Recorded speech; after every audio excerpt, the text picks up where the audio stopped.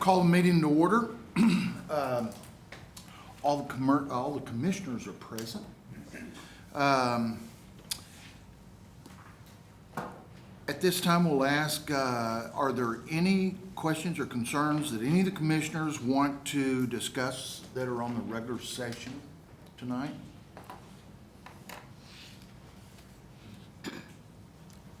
Okay.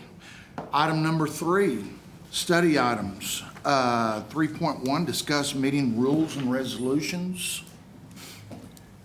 Questions or comments on that? I think you've all probably had time to look at it and read it. I'm not sure if it's this, we're regarding to the open meetings, the public comment. Is that what I missed that first part of that, Mayor. What are we discussing? 3.1? Oh, 3.1, Yeah. discuss meeting rules and regulations. You've Yeah. got the draft in front of you. Yeah, is that what, I'm not sure that's a good public policy to limit, to just put in there, limit it to 1 minute. I think it's been working great the way it's been with 3 minutes, and then you have the authority to make it 1 minute. I think all we're doing with this is tying our hands. And in addition, when we take away the ability of any of the commissioners or the mayor to authorize somebody extra time, again, we're just tying our hands with that. And I don't see where we've had issues with this in the past that we need to change it. Really? Well, Because I do. I mean, I remember 40 people in here all wanting to talk and call people names. But let me tell you where the flexibility comes in. At each meeting, we can look at the sign-up sheet, and if several people, multiple folks are signed up to talk on the same subject, we can limit it to 1 minute. That's the flexibility in the way that it's written. Yeah. But if it's not, then we're just, by changing this, we're just taking away any But flexibility. we can also change it at any given time. Well, That was done for a specific reason. Well, I understand that, but everything was, when we go back to the meeting rules that were the way they were before, we had the flexibility to go to 1 minute. I don't know why we need to put a new ordinance in here to completely tie our hands and not give any of the commissioners the opportunity or to extend somebody's time if we want to hear what they're saying on an unrelated subject. Now, I understand if we have somebody coming in here and we've got 50 library board or 50 COVID or hundreds of COVID, whatever, I understand, then that gives you still have the flexibility to limit it to 1 minute, but if we only have 3 people signed up, I think somebody has something to say, I still think the commissioners should be able to extend their time if we want to hear what they're saying. That just gives us flexibility. Well, we've been criticized by calling people down and not letting them speak for longer periods, and I think this gives us some structure, and we're not as open to criticism by the newspaper and whoever. 3 minutes, most people don't have anything to say that's really that important for 3 minutes. If they are, they're up there just making conversation. I support the mayor. I will also say this, that, Commissioner, I don't have any issue with anyone that has a concern with the city that we need to address and go over that. I don't have any issue with that.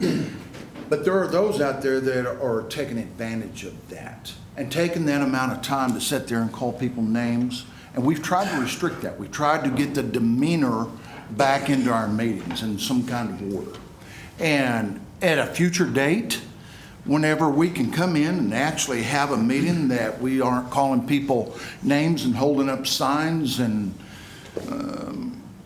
just being downright ugly, I'm not opposed to discussing any type of business that we need to discuss with those folks. And any of those people that don't feel like they have enough time, they also have the right to contact me or you or our city manager. They're not going unheard. I'm just saying, it cuts out our flexibility. And if somebody's up here talking intelligently and they're giving us a legitimate problem and they need more than 1 minute, I want to have the capability to say, hey, I want to let you finish. And the way that's written in the ordinance, we're taking that out there. We can't do that anymore. Well, on page 6, it does say the presiding officer may suspend rules such as allowing a particular person to speak longer than the rules allow under rulings, J.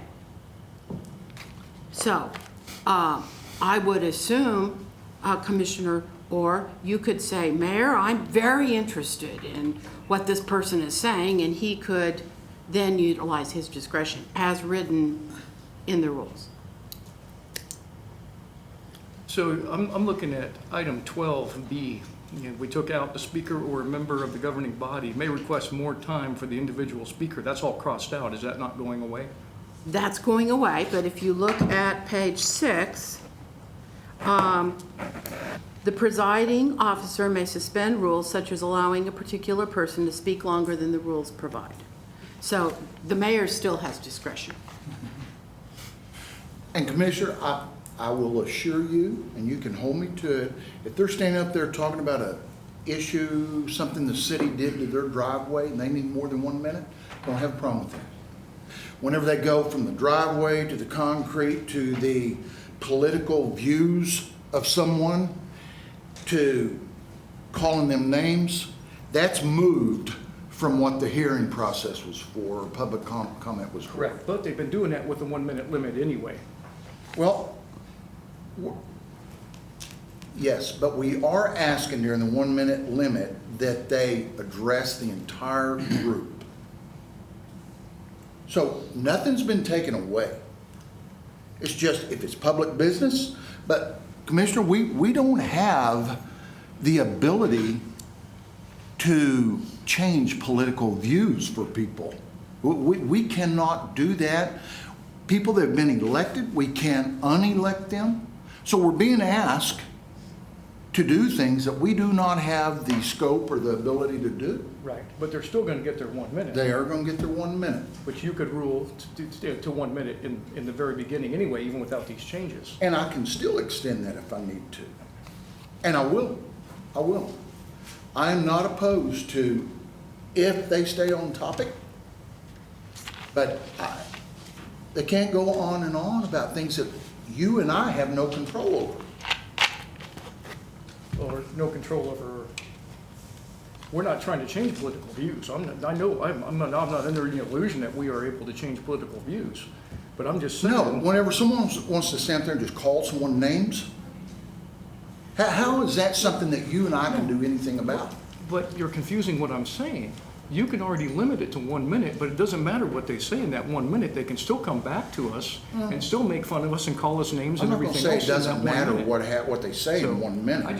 When they start getting belligerent, we're not going to let them go to 1 minute. Well, and that was always the case. It's always been the case. We're not going to let anybody sit up here and do that. But what I'm saying is, we're just taking away some of our flexibility, it looks like, by changing these rules. That's all I'm saying. Yeah, well, I think they still have flexibility. I think I can still grant that flexibility, and I'm not looking to take that away. Yeah. But we're going to have some decorum in these meetings. But you're limiting the flexibility to just you, as far as letting an extra speaker. I know you say you will let us, if we request to let somebody speak longer, it's just to you, but it just seems a little authoritarian that only the mayor has that decision, where it used to be the entire council could make that decision. You see what I'm saying? I think that just reduces our flexibility. I understand that. Thank you. Other comment? Mr. Mayor, so for public hearings, we're allowing, just to clarify, we're allowing the public to 2 minutes of comments, but public, or 2 minutes, and then public comment, they're allowed 1 minute. I don't think the public perception will be able to make that distinction between what is technically a public hearing comment and what is a public comment. I think that 2 minutes should be, so that it's uniform, I would suggest that we raise the minute limit to 2 minutes for public comment. They should be able to make that difference because it says hearing at the top of the page. I understand, but I don't think that And we over announce that time it's a people hearing. will. It's not public comment. That comes later. So how can they not understand that? I mean, I'm just asking, how would they not know the difference in a hearing and a public comment?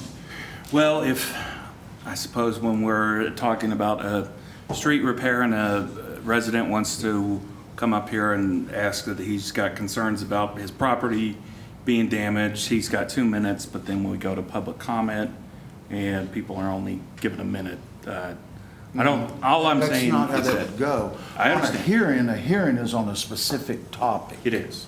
And they would have 2 minutes. Yes. And if they needed more time, we could give them more time. on a public comment. They can comment on anything. If they're sitting there talking about, I was given a fine and my yard was too high and they can't get it done in 1 minute, and you're their commissioner and say, hey, will you grant them more time? All about it. We'll do it. I understand. Okay? I think to be uniform, though, my suggestion is that public comment be 2 minutes. That's all. Or we could do it That's all all the- 1 minute to keep it uniform. That's up to the vote of this body. Yeah, it is. It is. And also, on any subject matter on the regular meeting, you can sign up to speak on any item of the regular meeting. And I notice, since I've been on this council for almost 7 years now, we don't limit time on that when it comes to a regular meeting for someone in the public to come and speak to us concerning something that's on our regular meeting. So that gives them time to really to be able to express themselves. And it's also giving our constituents time to be able to have dialogue with the council. So, Mayor, I agree with you 100%. Thank you. Other comments or concerns? Okay, I'll move on to 3.2, update on the asphalt program and the concrete repair program. Yeah, I think we're going to start with the asphalt program. Ashley Humphreys is the street supervisor, and this is a follow-up on a study session, I think last time, or maybe it was the time before, where we talked about streets, and we talked about the 3 different things that we do for streets. We fix asphalt streets or overlay them with this program in-house. We outsource the concrete repair program, and then we engineer and reconstruct entire streets or blocks of streets. This one's talking about the success that we've had with asphalt and then concrete. So, and you've got pictures too, which I think tell the tale. I do. Well, thank you for allowing me to be here today. This thing vibrated. Just so you know, my name is Ashley Humphrey. I'm the supervisor for those that don't know me. My foreman is Daryl Hoskins. He's been with the city almost 43 years. So that's our department right there. Just want to kind of showcase our wonderful men and women. So here we have, I want to do a little meet the crew. We have our paving crew. We have our team leader, who's Toby Derryberry. He's been with us about 3 years. Our paver operator is Pedro Perez. He's just switched to my department probably about a year ago. Great asset. We have one of our wing operators, Josh Hagan. We have Matt Kessler. Ground crew is Jaime. And then we have Nikki Chinoska and Zach Thompson, who are also our roller operators. So those are the gentlemen that run your paving crew, not including the drivers. Here's a list of the roads that we've completed so far. You can scroll through and check out all of them yourselves. I did break them into wards. I believe there are a couple of them that we just finished today that are not on this list. Here we have a little pie graph to show you the upcoming asphalt jobs, and this is per ward. There's one, okay. This is the completed ones that we are trying to get done before July 1. We have been set back slightly due to the weather. Rain is not our friend, but we are thankful to have it. Here's the completed roads per ward. We're going to get into some pictures. This is 6th Street from 412 to State. As you can see, a huge difference and improvement. We have a lot of pavement issues allocated of the road. This is York. This is probably one of my favorite roads to show. It really does show the mass improvement of what we can do. So this road was nearly completely gone. There was rutting in it. It was down to the sub base, and we were able to give it new life. 13th from Oklahoma to 412. 13th from Park to 412. South Wilson, this is Cherokee to Oklahoma. I know the school district's super happy about this. North Garfield. So what's interesting about this road, it was not directly on our asphalt plan.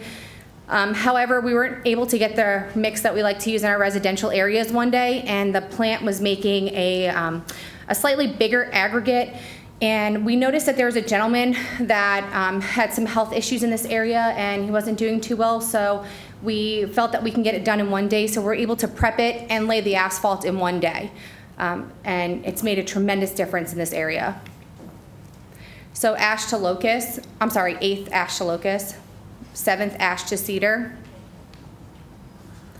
Here's Monitor Street. I know that we've had some issues where we had to redo it. This is the new picture, so I know that we were able to correct the problems and it looks great and the residents are pretty happy.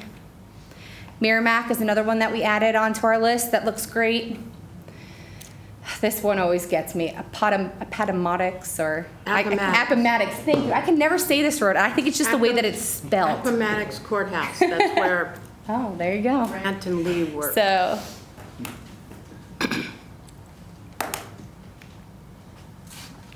it's just haunting me now.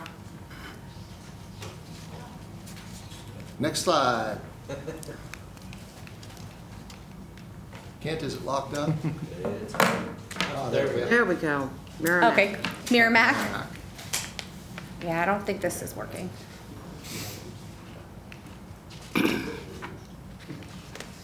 Whoa. Is that you doing it or me? Yeah. Let's see if we can get, okay. So this is our GIS. Faith and I are going to talk about this a little later. We'll get into it. Current near asphalt plan, another list of our upcoming streets that we have. Today we actually finished Harper's Ferry and Shiloh. So those two can be taken off the list. We did 2 roads at once, 350 tons of asphalt were laid today. And these are hard to see, but you have the slides on your iPad. Yes. And they're also on the website now. They the are. Slides, I guess, are on the website. And Faith and I will show you later how to find them on the website and kind of show you what it looks like on GIS. So fiscal year 24, which is July 23 to 24. We have fiscal year 25, which is the 24th, or 2024 to 2025. Now, what's important to realize is that these lists are ever changing, so we're constantly adding and moving things around. Fiscal year 26, which is July 25th to the 26th, or 2026. Okay, any questions? Do we have a way of notifying residents that their neighborhood or their road is about to get paved? I was contacted by a elderly resident in La Mesa who wanted to know when, what day, because she has doctor's appointments and things like that. So are we notifying these residents that their Yes. roads and their driveways going to be inaccessible? Yes. For instance, this last repair that we did with Harper's Ferry, we have 2 electronic signs out, one on each end of the road. We also have put out a press release.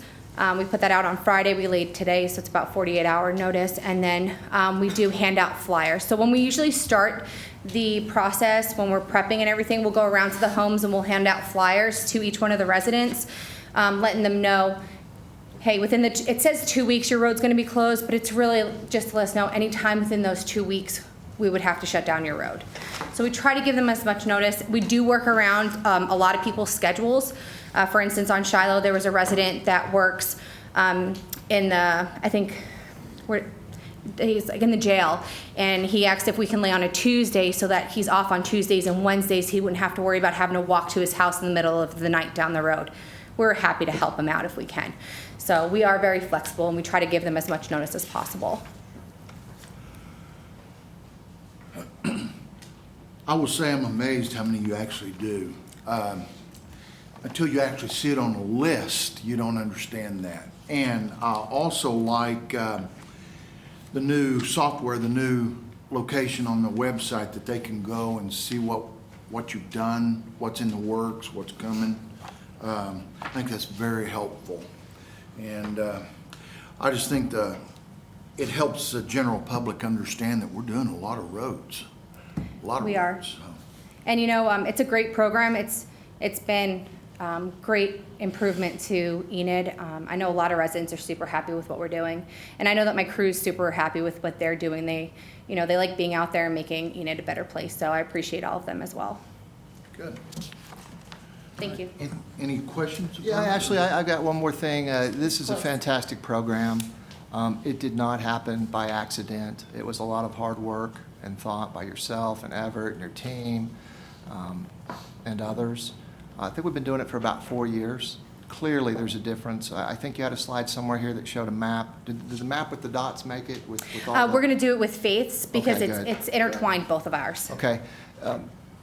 All wards have been touched, everywhere's been touched. And this is one of the best cost-effective programs we have for fixing streets. So thank you for putting, and your team, for putting street back in the name of the street department.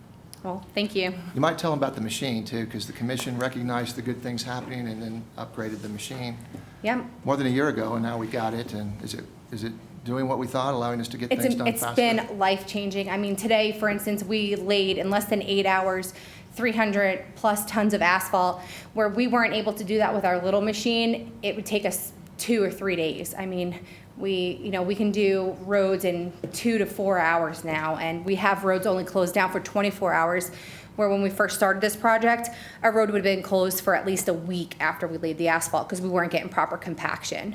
So it's really, really turned around our time.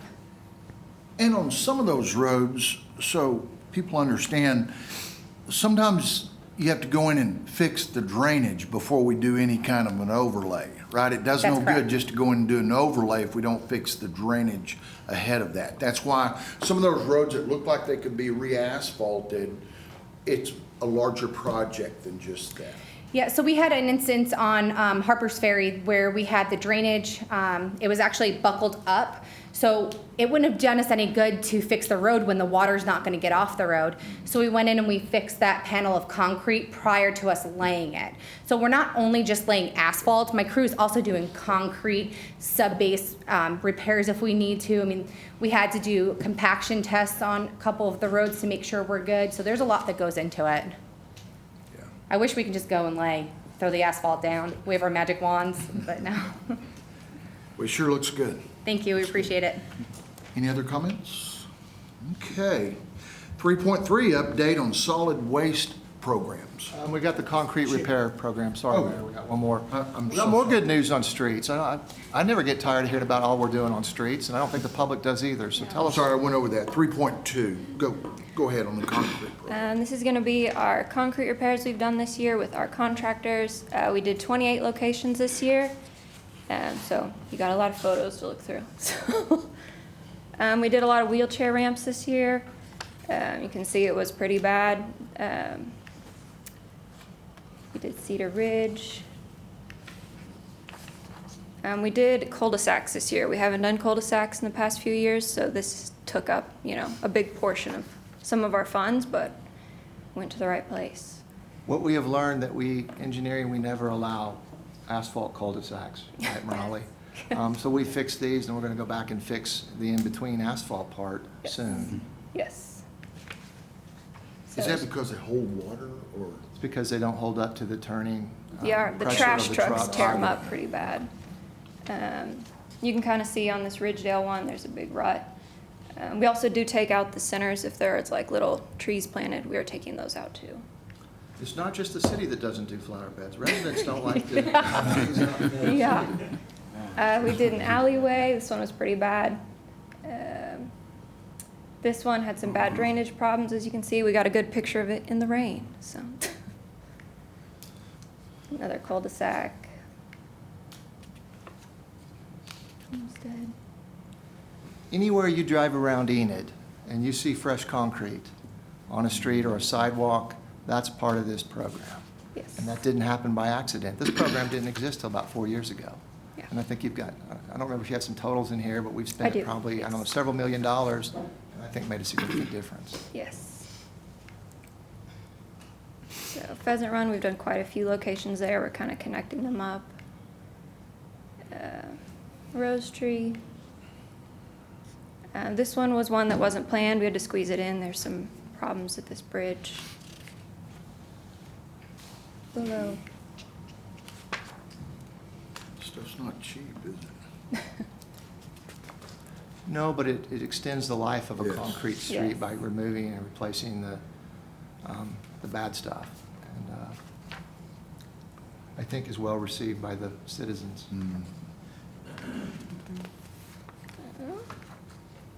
I told you we have a lot. Grand, this one was actually due to a water cut that just kind of got out of control and we had to go in and redo that one. 9th Street.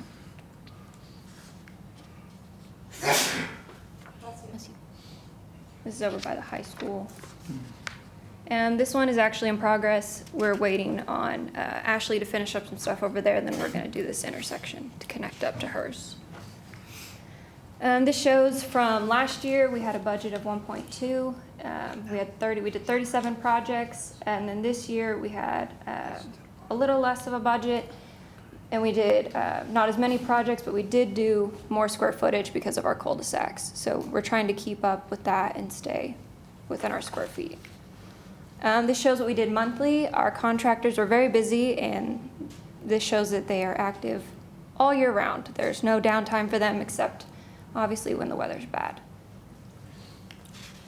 This is kind of more of a breakdown of our square foot from what we do from panels and intersections to sidewalks, some of our curb and gutter, and then the flumes that we do, kind of breakdowns of that.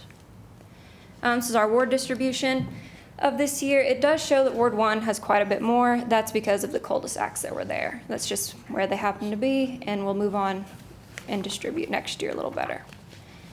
This is next year's list.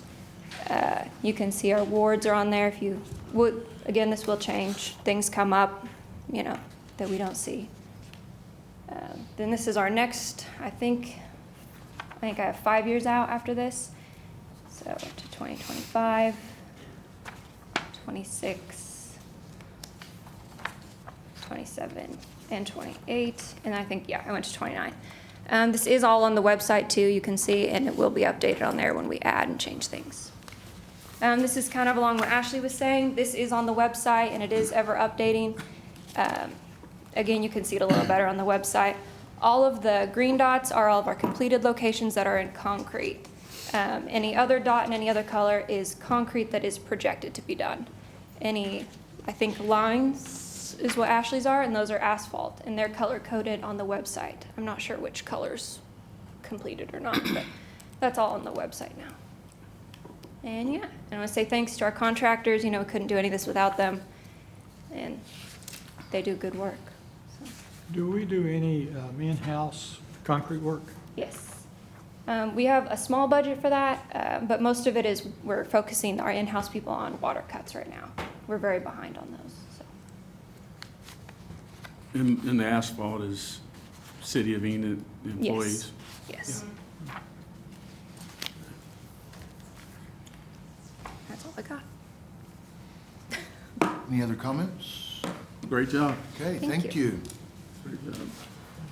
Now, 3.3, update on solid waste programs.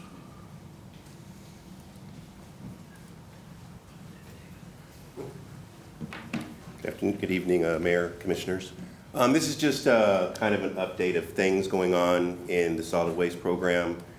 I will say this is part of a larger effort that we have. We've been looking at the solid waste program really since I got here. Tim Stevens, the manager over solid waste, literally comes in my office on a regular basis and asks, how are we doing on this? How can we do this better? And we have constant conversations about customer service, efficiency, rate structure, and a lot of other things. So what I'm going to show you today is just a very small piece of the pie on solid waste that we're looking in long term to make the program better. So we're just going to talk a little bit about recycling. A couple of meetings ago, we did have a resident come in and specifically ask about glass and some of the recycling programs, so I'm going to address that. Commissioners have been concerned and asked questions about our Spark program.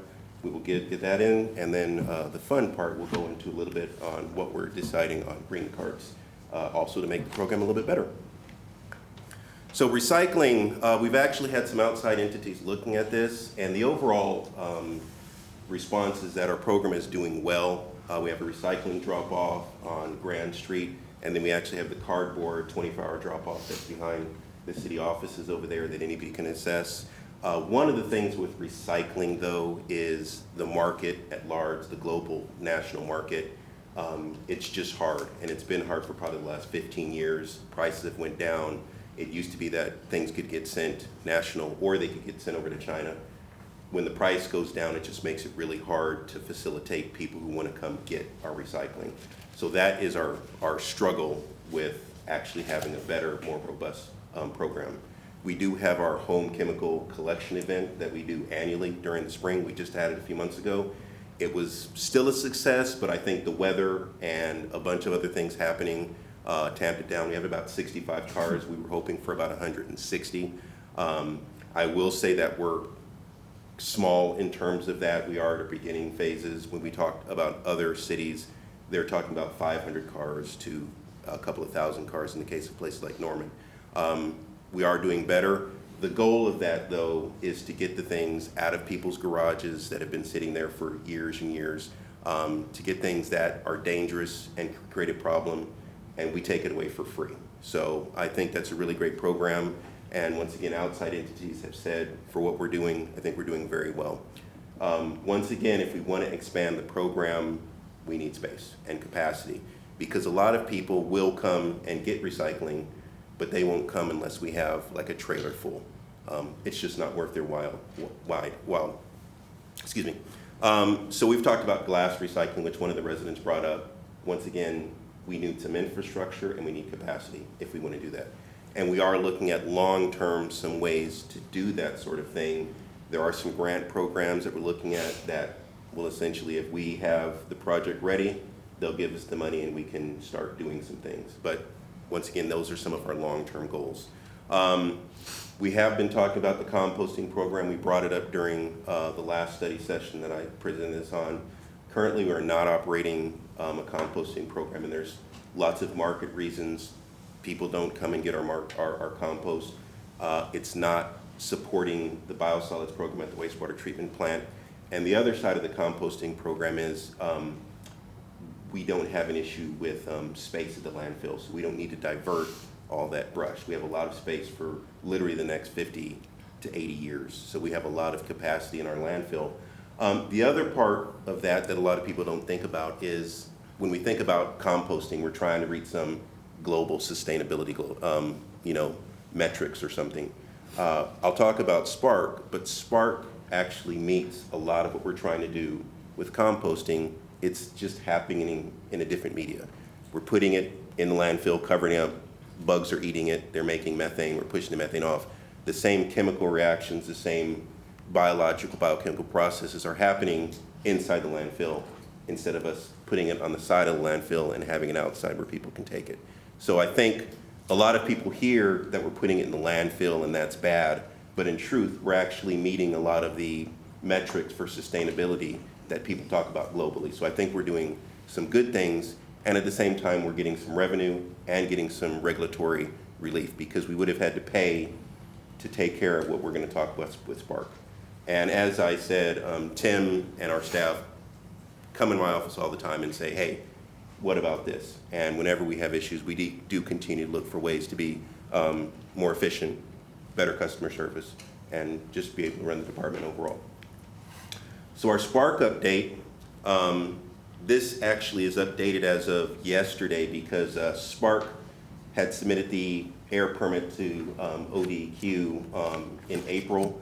They actually just notified us yesterday that the permit is accepted. Now there's a 30-day period, essentially a public comment period, and then the permit will be ready to go.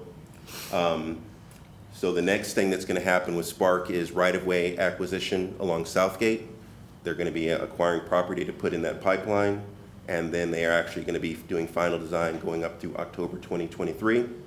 And then they'll be doing the design, construction of the gas collection control system, putting in the pipeline, upgrading the conditioning system at our landfill, and they expect to start up probably late next year, late 2024. So I don't want to say it's going to happen early, but late 2024 is our best timeline for that starting and getting going and having us both have the regulatory compliance relief and looking at whatever revenue we're going to be getting.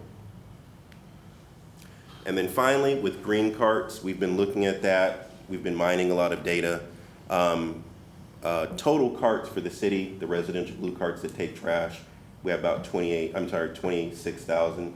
But when we looked at the green cart, I was actually surprised because we did a drive-around survey.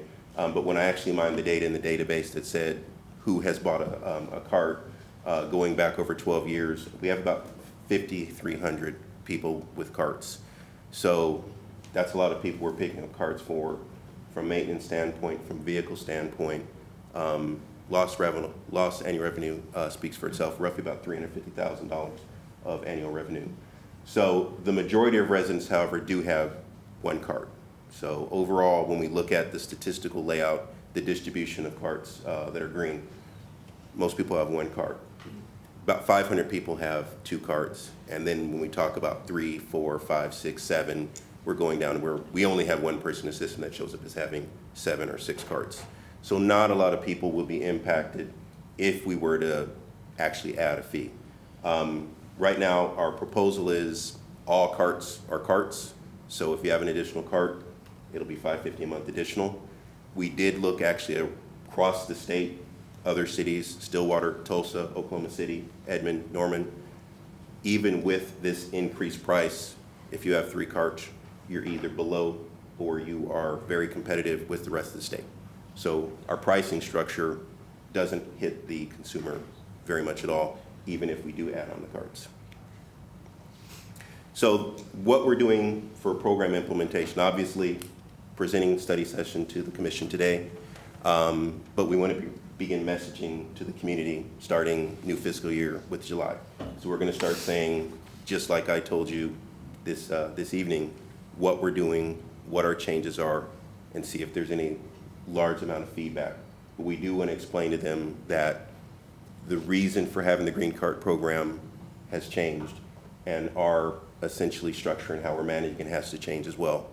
So we're going to be telling them that. We're going to be telling them the fee is coming. If you don't want to pay the fee, let us know. We'll take you out of the system. If you don't want your green cart anymore, let us know. We'll come pick it up. If you want to keep your green cart in your backyard and do whatever you want with it, keep it. We're fine with that. But we will have additional notifications, November, December, and then on January 1, we will begin charging for the green carts. Prior to that, they can opt out of the program, and then after that, if they see a big impact and they're like, hey, I don't want to pay all this, it hits my bill, call us anytime, opt out of the program. We'll either come pick it up or we'll just take it off. If people keep 7 carts, there's a question of maybe I'll stick out my 7 cart and only pay for 1. My opinion on just humans in general, most people are going to follow the rules. People who are going to take advantage of the system will take advantage of the system. Our drivers do go out, they do call us up and they'll say, Alex is the person who actually runs the people, and they'll say, Alex, there's 3 carts in front of this house. They normally have 2. She'll check the system and say, yeah, they only have 2. And then we'll follow up, essentially from a management structure, and Tim will get in touch and we'll do what needs to be done to address that account. But I think across the board, if we make the change and it's justified, I don't think that we're going to have a lot of, kickback from the community. That's just my opinion. Could be wrong. But I think when we show what we're trying to do across the board, I don't see a big issue with that. And past that, that's the update. And I will say there will be more stuff coming. So I just want you to know a few months down the line, we'll have another presentation for you on some bigger, larger things. Any questions? Yep, David, on the carts, when the solid waste come by to pick the trash up, do they pick up the green carts the same day? Because Yes. So it used to be on a Monday, and now all the green carts will be picked up, all the carts will be picked up on your particular trash day. Okay. And that allows us, one, to lower the impact and mileage on our trucks without that Monday pickup. And we are exploring some other things to do with the fact that now we have Monday as a free day. So there may be some things that we can do better for the community and as a regional, essentially organization that does solid waste activities. Thank you. Okay, thank you. Thank you. Item 3.4, financial update for the fiscal year 2023 budget and the call water supply program. Good evening, Mayor and Commissioners. First, we're going to hit on where we're at on the current year budget that we're in. These are based on where we're at as of April and then projecting where we're going to finish out the year. So first of all, we're looking at revenue and general fund. Overall, we are projecting to come in 7% above where we budgeted in revenue, which equates to about $4.2 million in revenue. The breakdown of that is every category is coming in over except for police fines, and we did talk about that during the budget process, that we continue to see a trend down in collecting those fines, some of it's due to staffing and other changes with the court system. And so not surprised to see that number here as the one that's in yellow. Everything else is green, projecting to come in to meet or exceed the budget. Of that $4.2 million, about $3 million of it is coming over in sales tax. We do project that the franchise fees are up 19% over budget, which is about $532,000. All of that surplus is coming from ONG and OG&E as those electric and gas fees have raised. They're paying a higher percentage on that from the households to us through the franchise agreements. Those are offset by some decreases in our telephone franchise and then in the cable franchise for Suddenlink. Those have pretty significant decreases. So they net together, though, overall for an increase coming in those franchise fees. License and permits are coming in on target. Miscellaneous was the other category that is up. And some of that is grant funding, about $231,000 over in grant funding. That's just timing of reimbursements of when we receive grants. They typically don't follow any of our fiscal years ever, so they cross over and do all kinds of things. And so it's just coming in a little higher from previous year expenditures. We also have $165,000 that we received in opioid settlement funds, and so those are restricted.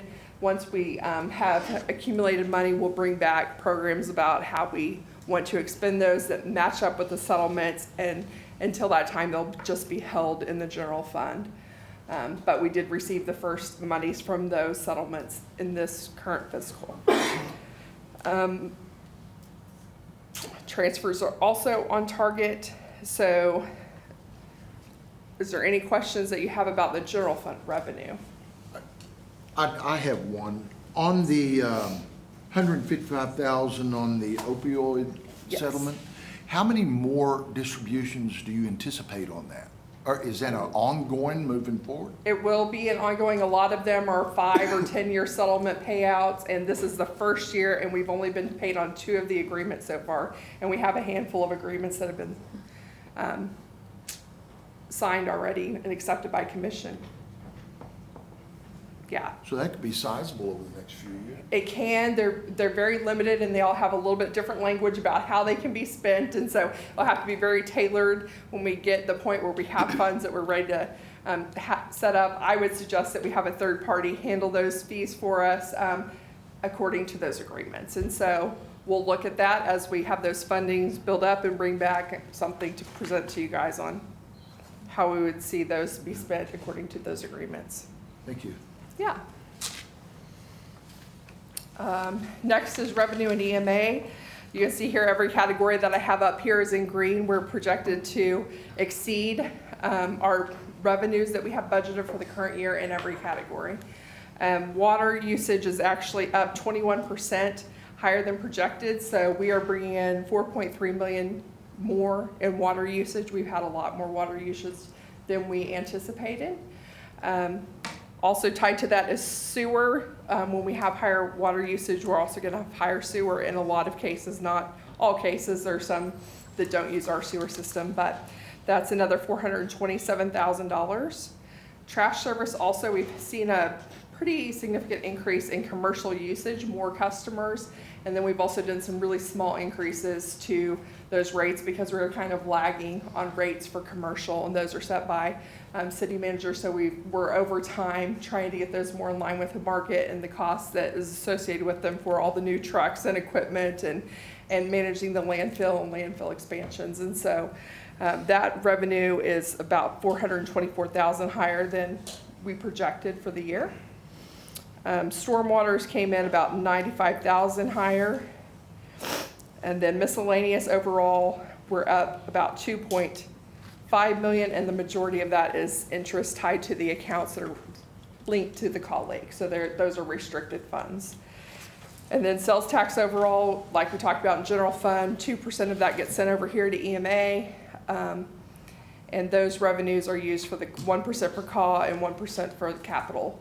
So overall, $9.4 million over estimated revenues. 4.1 million of that is restricted use funds. Well, on the water, how much of that is commercial as opposed to?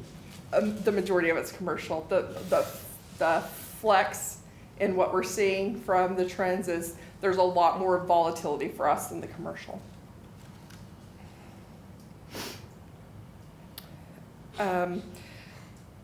Of the excess that's coming in for sales tax, 1% of course will stay in Call Lake, and we'll see that when we get to that portion. But the other 1%, there is, we did in January know that it was coming in higher, so we asked at that point to do some more meters that we needed to have for our AMI system. Tonight on the agenda, you'll see an item asking to appropriate $250,000 of this additional revenue that we received in this year to go towards an award for the 10th Street project. And that's in the consent agenda tonight.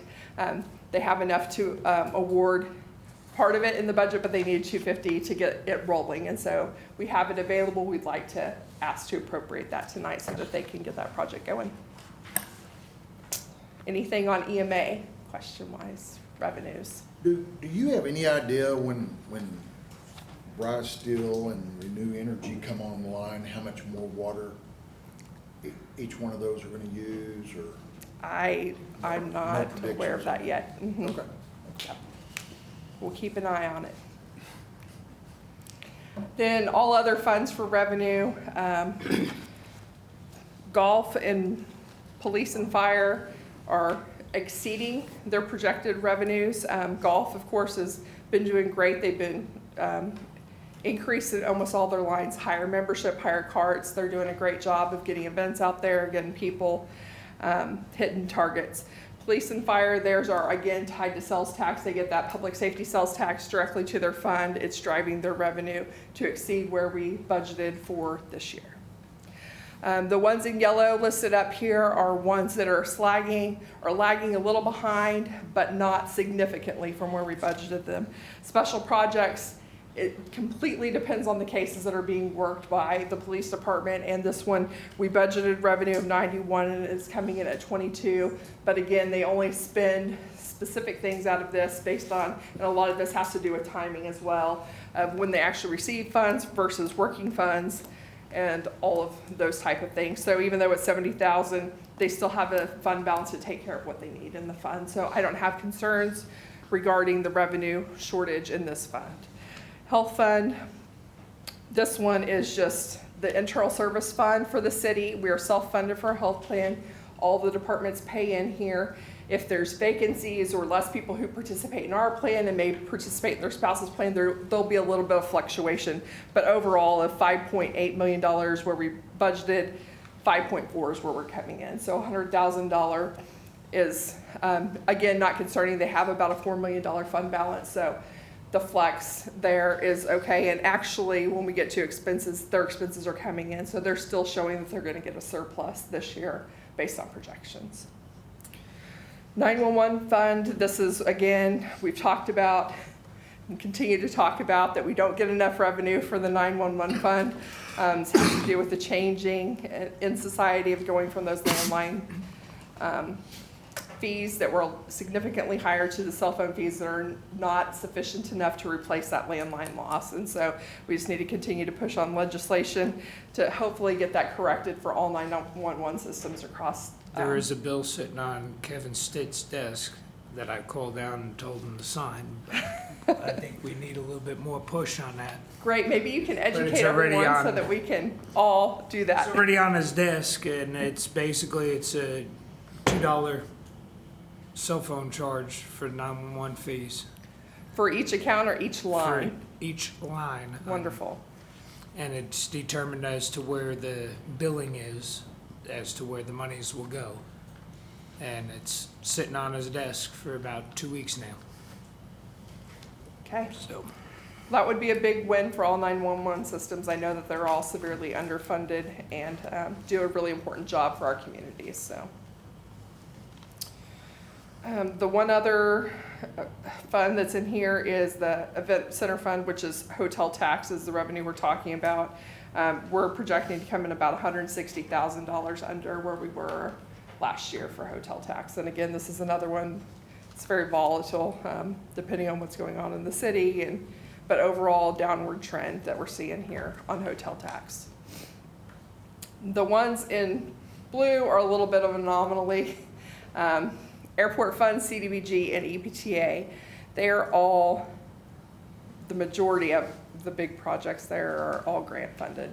And so these just come down to timing. Their revenue looks really small, $6.2 million budgeted revenue in airport, where we've only have projections to come in at $3.2 million. Well, a lot of their grants are reimbursable. We haven't done the work. We can't get reimbursed for them. Again, next year we'll see revenue coming in a lot higher, even though it's lower this year. So again, not concerns. CDBG fund has to do with the CB2 projects that you've seen that we've awarded, many of them to do HVAC and other upgrades to a lot of businesses around town that do nonprofit work for citizens. And then EPTA is again some CARES and ARPA funding that we're working on projects right now that should be coming to you to be awarded shortly to redo the parking lot out there. It's pretty bad. So any other funds that are on here on target and don't really have anything positive or negative either way? They're hitting where they should be when it comes to revenues. You're on the hotel tax. How long is our agreement with the GLOW? It's 5 years. We're 2 years into it. And this year, the second year completed at the end of April, and they exceeded the 40%. So that's good news from that perspective. There's 3 years left on that guarantee. 3 years, okay. All right, then we're going to talk expenditures on each of these, same things. General fund, I do want to give a shout out here to all the department heads and city staff. They have done a phenomenal job this year. We've had a pretty tight budget. They've all worked hard, and all of the operational departments are within their budgeted dollars, and there's none that are having to be covered by someone else. So they've done a great job. We've been meeting with them every month to talk about where they're at and what we need to do to make adjustments, and they've really stepped up to take care of what they need to within the means available to them. The one department that is over is the sales tax transfer, and we will be bringing back in a budget appropriation to the next meeting for you guys. All this means is we collected more in sales tax. Now we got to send it over to EMA for those 2 restricted purposes. So probably beginning of next week, I'll get the final number for the June collections that we have. We'll be able to firm up that number and bring back in a budget amendment to move those dollars over to EMA like we're required to, since it is a restricted fund. So right now it's looking like we're about $850,000 over in each of those for the year. So that's a good stop sign. When we look at EMA, pretty close here too. The departments again have really done well. There's 2 departments that are looking to come in over budget, and I have to say the majority of this is not really under their control. These are both plants for water and wastewater who are running pumps and running operations 24/7. The majority of what's causing them to be over budget, $164,000 over in water production for their electricity, and wastewater plant $100,000 over in their utilities. And then the Stover contract was budgeted $80,000 too low, and again, that's my staff's issue for not getting that to the appropriate amount that should have been in the budget last year. So overall, $180,000 over. So the 2 that are over $322,000. All the departments that are in green, they can cover that, and it still leaves $645,000 remaining. And we do have an agenda item tonight on the agenda for a front load trash truck to use $345,000 of that overage that we would like to purchase a front-load trash truck that got cut from next year's budget. And we have the funds within the appropriations tonight. We don't even need to do an additional appropriation. We just need your authority to be able to order that from the savings that we've already achieved this year. And then when we look at all other funds, we're in really good shape. You can see the majority, special projects, health fund, airport golf, 911, police, fire, CDBG are all within their expenditures. The two that I have concerns about is one is the event center and the other is EPTA. The event center, at this time, I have a lack of insight into where they're going to finish. Still working closely with their staff to see what that looks like, but I do anticipate, and you did hear from OVG during the budget discussions, that they were not hitting their target for this year. So we will be bringing back an appropriation at the next meeting to cover what we need to have so that we do not exceed expenditures or appropriations for the year for the event center. EPTA, we'll be awarding, hopefully at the next meeting, a parking lot. Again, there's grant funds for this, there was just not budgeted, and so we just need to do an appropriation to do that award, and we have the dollars awarded already for the grant. Any questions on any of the expenditures for anything for the city budget this year? Okay, so appropriations that you'll see coming back next time will be for the sales tax, the event center, and EPTA fund, based on the report here tonight. If we don't have anything else on this, then we'll move on to the Call Lake water supply update. Again, this is the same sales tax slide that you've seen. We start collecting in FY17. Current year, FY23, we have collected $9.5 million. It's an increase of $471,000 or 5.2% over last year for the same 11-month period. We had budgeted to have collected in this 11 months $8.7 million, so we're $815,000 over, or 9.34% over budget so far this year. So it looks like we've almost hit the target. We still have a whole nother month to add on to here to get those final numbers. So seeing every year we've exceeded our budgeted number. We're going to be a little closer this year. Where do all those collections go? So total collections from the inception of the program through the end of May, we have collected sales tax of $57 million. We've earned interest of $770,000, giving us a total revenue of $57.7 million. Of that, we've made loan payments of $34.2 million, and that's broken down on this slide for each note that we've made payments on. And it leaves $23.47 million available for future payments. Our next set of payments will be due in September of 23, and those payments total $9.1 million. And of the $23 million that is sitting available, we have $20 million invested in T-bills with a higher yield, and our next one comes due in time to make our payment in September. Aaron, I have a question on that. Yes. I noticed that 2018 is listed twice, and I see the figures are different, but 2017 isn't there. Is there any reason for that, or Right, because it's 16, 18, 19, and 20? Right, so in 2018, we took out two loans, one from the SRF program and one from the FAP program. So these are the years that the debt was taken out. Okay. That's on there. And so the SRF was a $20 million loan. It's been fully drawn down. We're still drawing right now on the 2018 FAP program. Okay. Yeah, Thank you. absolutely. This is the status of all of the loans and where we are. Again, the 2016 FAP and the 2018 SRF have been fully drawn down. The 2018 FAP, we are currently drawing everything from the program except for the Garney cost, and there is a little over $9 million left to draw of this $44.4 million note. We've drawn 80% of the funds through the end of May. The 2019, we have not drawn any of the funds. was originally a $50.6 million note. There's $52.9 million sitting there now, including the interest that has gained over that time since we took out the loan. And the 2020 SRF note is what we're drawing down the Garney pay apps from. It was a $205 million loan. We have $57 million remaining on that. We've drawn 71% of the funds. So overall, we have drawn 64.5% of the loans related to the program, and there are 35.5% remaining of the loan funds at this time. This is the status of the loan paybacks, and so you can see the total of the original amount was $334 million in principal.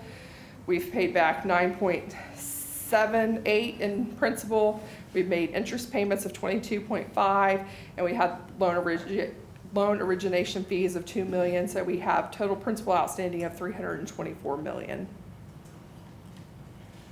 Aaron, I have a question. Yes. On these that we've been drawing interest on some of these that are just sitting there, right? And like on the 2019, we haven't drawn on it at all, but it's been growing with the interest that we have, right? What is the rate of the T-bill that we're drawing versus the note interest that we're paying for that, where we borrowed that money? What are those two numbers, or the difference? Are we? Well, all of the loans have different rates. Okay. Some of them have variable rates. Variable fixed. I mean, so they're variable depending on the time frame that it's in, but fixed overall. The large loan, the $205 million loan, is a 1.84%, and right now the T-bills that I have everything invested in are 4.7, 4.6, 4.1, and the one that's getting ready to mature is 2%. So it's, yeah. Pretty good ROI, isn't it? It is, yeah. Good job. And this is the last slide. This is the budget status, and this has been updated again. Previously, the total budget that was presented here was $333 million. At the last council meeting, we did approve an $8.2 million change order to Garney. That brings the total budget also increased to $342 million. We've had actual expenses of $227 million. We have outstanding encumbrances or awards to contractors that have not finished yet of $114 million, and that leaves about $60,000 left in the budget as of this point. And of course, that gets adjusted as we need to finish the program, but that's where we sit as of today. Of the $227 million that we've paid out in actual expenditures, $12.4 million of that's been to Garver, $153.2 has been to Garney, and then that remaining 4.6 has been for everything else, any easements and county crossings and agreements with tribes and everything else rolled into that number.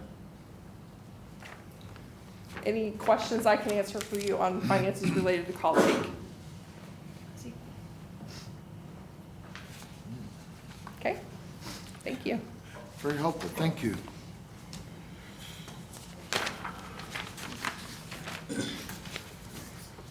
Any other questions or comments before we adjourn?